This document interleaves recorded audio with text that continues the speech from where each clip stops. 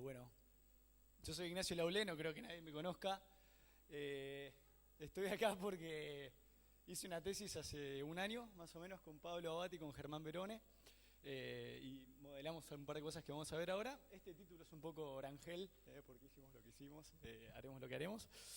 Y Homero Simpson está ahí por una razón, porque la idea es que este trabajo y esta presentación corta llegue a Valentín y a Martín.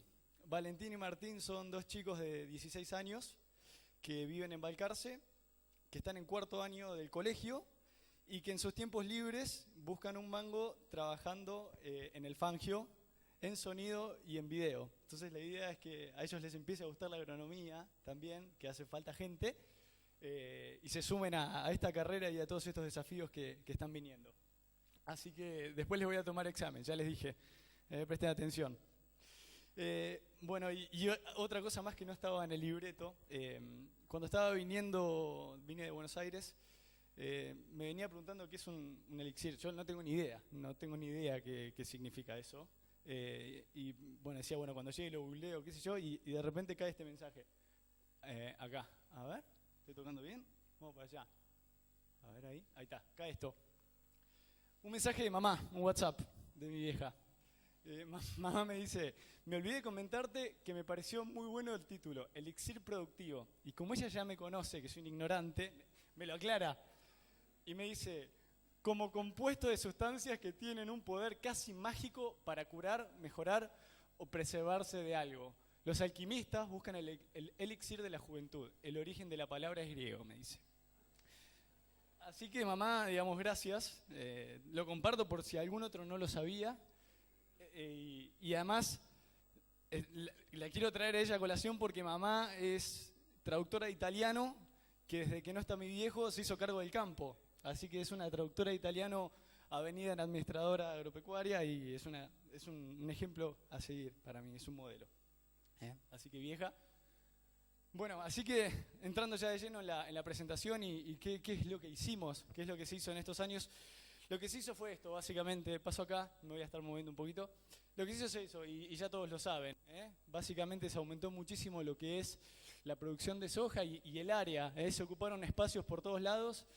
Se ocuparon espacios, digamos, la soja ocupó espacios dentro de la agricultura y fuera de la agricultura, que básicamente le sacó espacios a la ganadería, concretamente.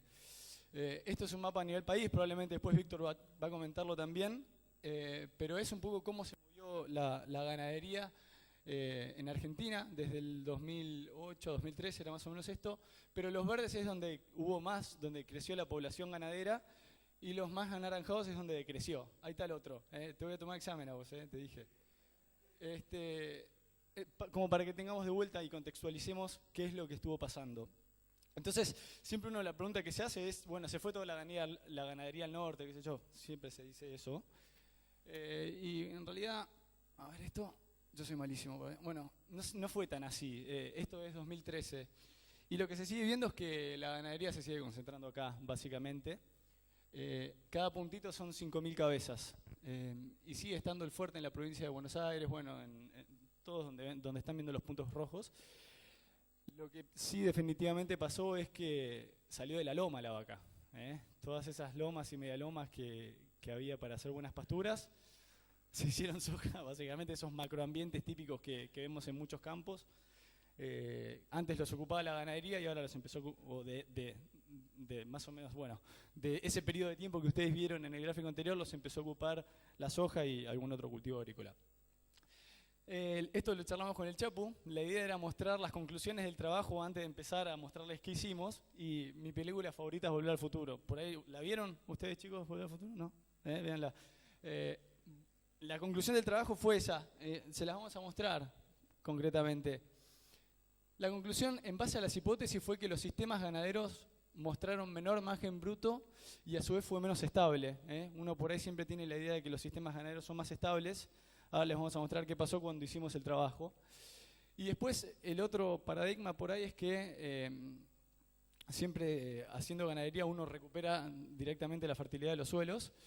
Y nosotros lo que vimos es que en suelo con historia agrícola, y esto es súper importante y Pablo me dijo aclaralo, en suelos con historia agrícola, no se encontró diferencia en la evolución de carbono orgánico de suelo entre sistemas agrícolas, mixtos y ganaderos. ¿Tá? Ahora después lo vamos a profundizar un poco esto, pero estas fueron las conclusiones, ¿tá? del trabajo. Ahora bien, ¿qué hicimos nosotros? ¿De qué se trató esto? Bueno, básicamente lo que hicimos fue comparar 3 sistemas de producción, uno agrícola puro, uno ganadero y uno mixto. Medimos 3 variables a través de los modelos, medimos la producción energética, el margen bruto, el carbono residual aéreo y el carbono orgánico de suelo.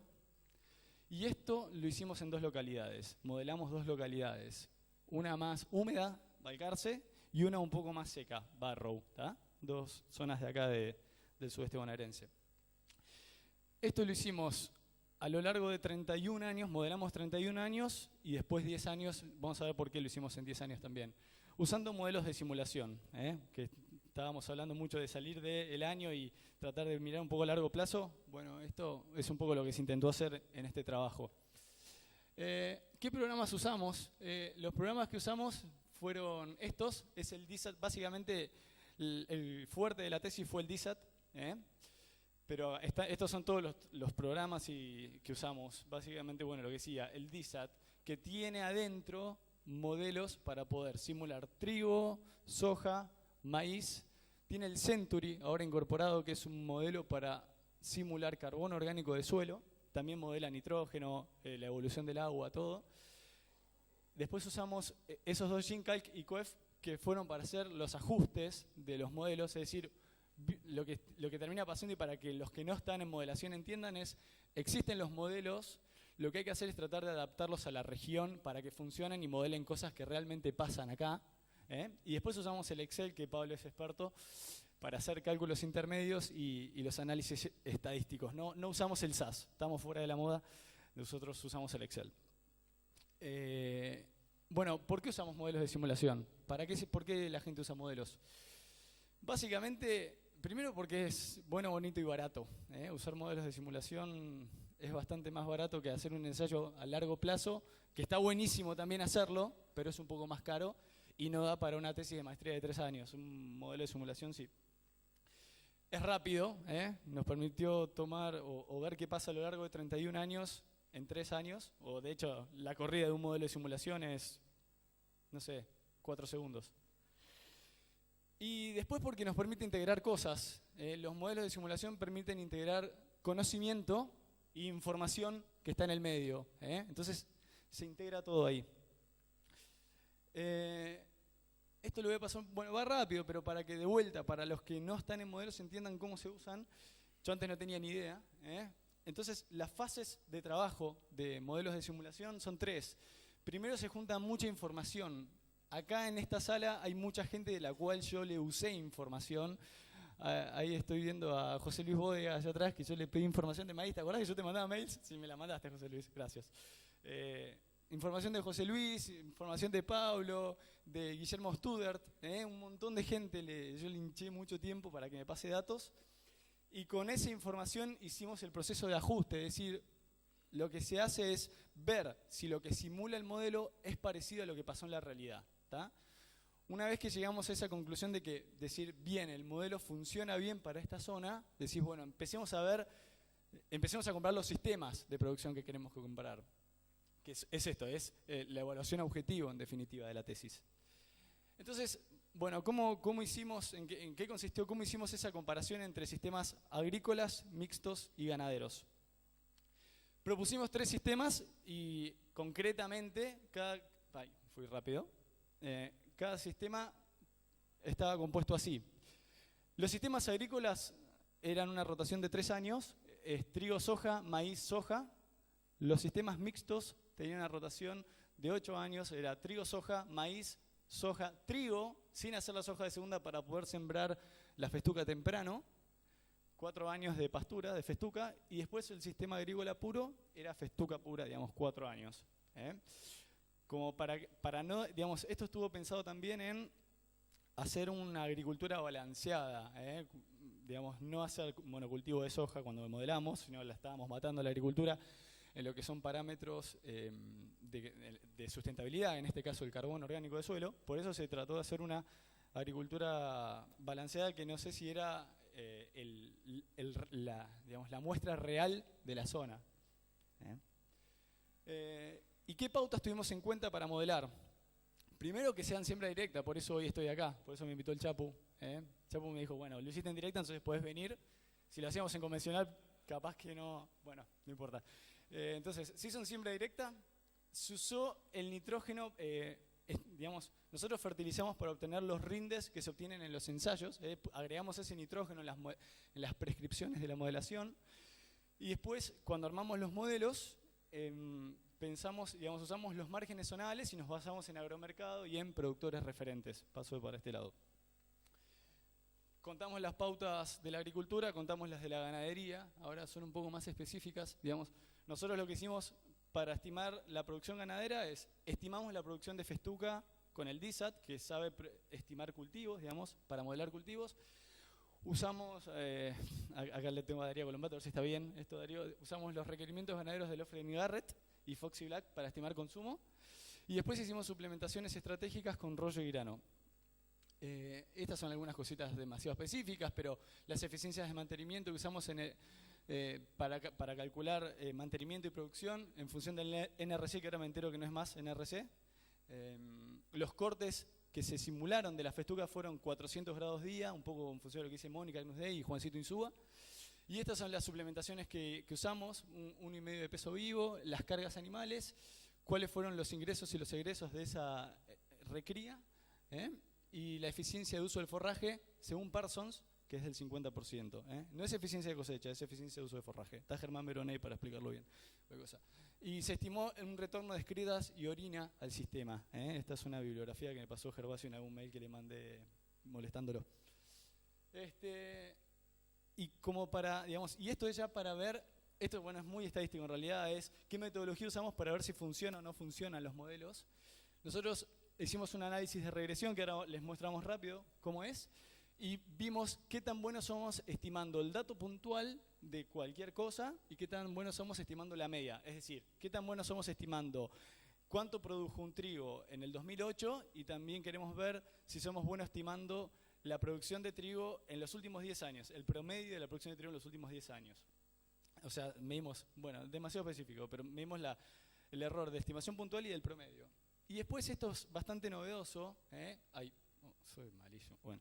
Esto es bastante novedoso, que nosotros la comparación entre sistemas de producción y poniéndole un análisis estadístico a esto, nosotros lo que usamos es el error de estimación que tenemos para ver si hay diferencias estadísticas significativas o no entre, por ejemplo, márgenes brutos. A ver, por ahí lo quiero hacer medio simple, por los que no están familiarizados con la estadística. Yo ya me había olvidado de esto, de hecho lo tuve que volver a repasar porque dejé de usar estadística. Pero digamos, lo que generalmente cuando se hace comparaciones estadísticas, lo que se usa es el error que surge de las repeticiones. Nosotros en modelos de simulación, como no tenemos repeticiones, usamos el error de estimación para ver, digamos, para poder calcular intervalos de confianza y para ver si hay diferencias estadísticas entre un margen bruto y otro, o en un determinado valor de energía y otro valor de energía. Espero que me hayan entendido. Probablemente no. Bueno, perdón, no importa, seguimos. Después lo vemos. Entonces, ¿cuáles fueron entonces? Yo les voy a mostrar los resultados de las dos partes. Primero, cuál fue el resultado del ajuste del modelo, a ver qué también funcionó, y después el resultado de la modelación final que hicimos. El resultado del ajuste fue bueno, créanme, esas son las regresiones, y esto es básicamente, esto es importante verlo. Esto es, ¿cuánto estima el modelo? Digamos, por ejemplo, agarramos un trigo, ciclo largo, el modelo estima que dio, por ejemplo, 5.000 kilos, y el observado estaba en 3.400. Acá, bueno, no sé, agarré un punto malo, en realidad. Pero miren este punto. Acá el modelo estima que dio 4.500 y lo observado fue 4.500. Uno tiene que ver el global, ¿tá? De los puntos que se simulan. Pero en definitiva que la recta de regresión se simule, o sea, parecida a la 1 a 1, significa que es bueno el modelo. Lo paso rápido entonces a esto. Lo mismo con la festuca, La festuca nos dio que se simula bien con este modelo. Usamos el CropGrowth por si alguno lo usa.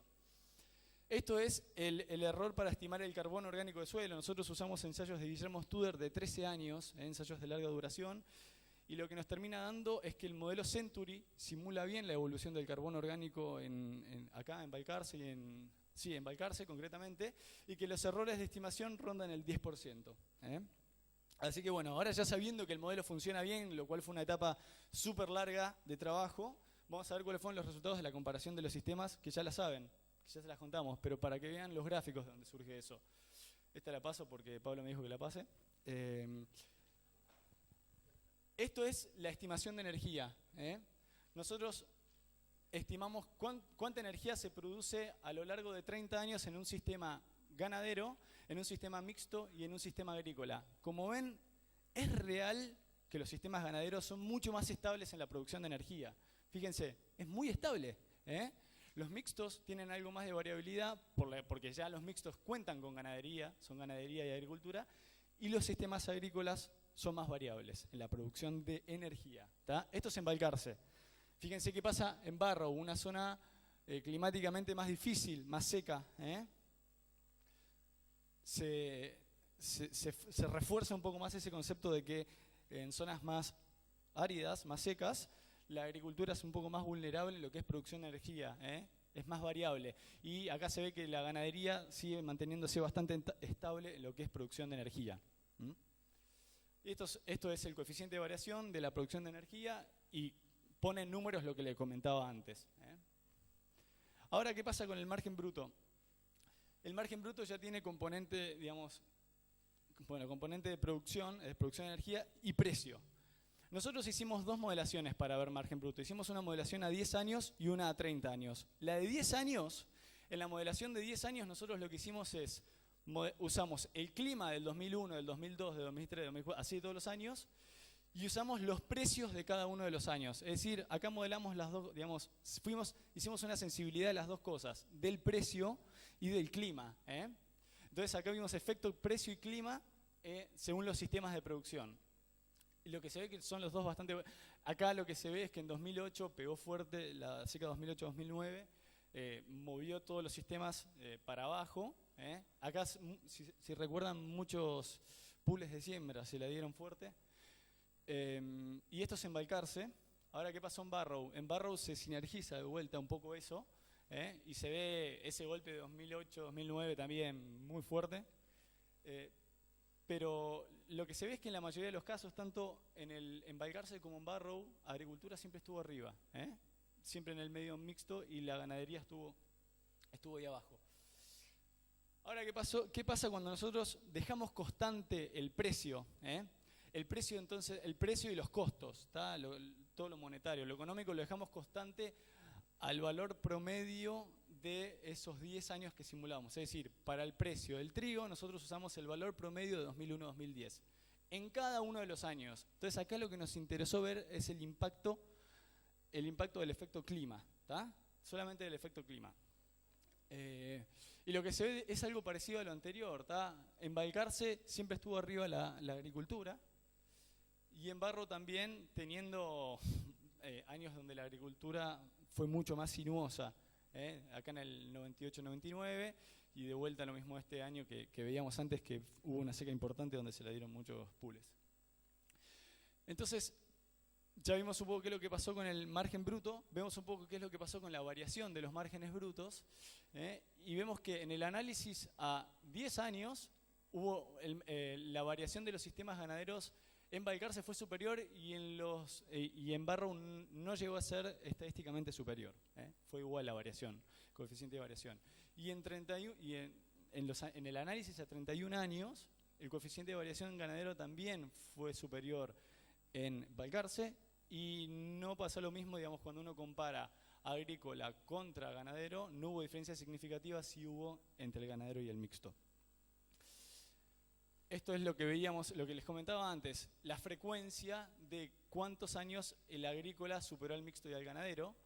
En el análisis a 10 años, la frecuencia fue del 60 y del 50% en Balcarce y Barrow respectivamente, y en el análisis a 31 años, la frecuencia fue un poco más alta. El ganadero estuvo El agrícola estuvo arriba. Me salió ahí me hubiese gustado que sea el ganadero, bueno, el vaquero del alma. ¿Qué es lo que pasó con el carbono, con el aporte de carbono orgánico que hacen a los sistemas? Cada sistema, digamos, el agrícola, el mixto y el ganadero, lo que se ve acá básicamente es que el aporte de rastrojo y en lo que respecta a pasto de senescencia foliar es muy parecido en los tres sistemas, ¿tá? Entonces el aporte de carbono es similar en los tres sistemas, en Barrow y en Balcarce. La variación también es muy similar, digamos, no hay variaciones ahí. Y esto es lo que pasa en carbono. Les recordamos de vuelta que nosotros la modelación la hacemos en suelos que vienen ya muy chacareados, ¿tá? Nosotros queríamos ver qué pasaba con suelos que vienen muy chacareados.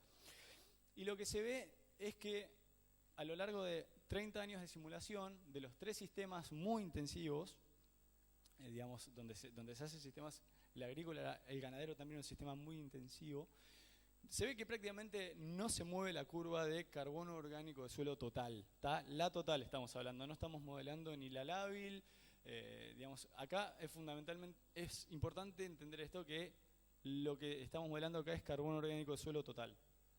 No se mueve, no se nos movió al menos con el Century a lo largo de los 31 años en ninguno de los tres sistemas, en Balcarce y en Barrow, que empezó de más abajo. Entonces nosotros, bueno, esto nos llamó mucho la atención.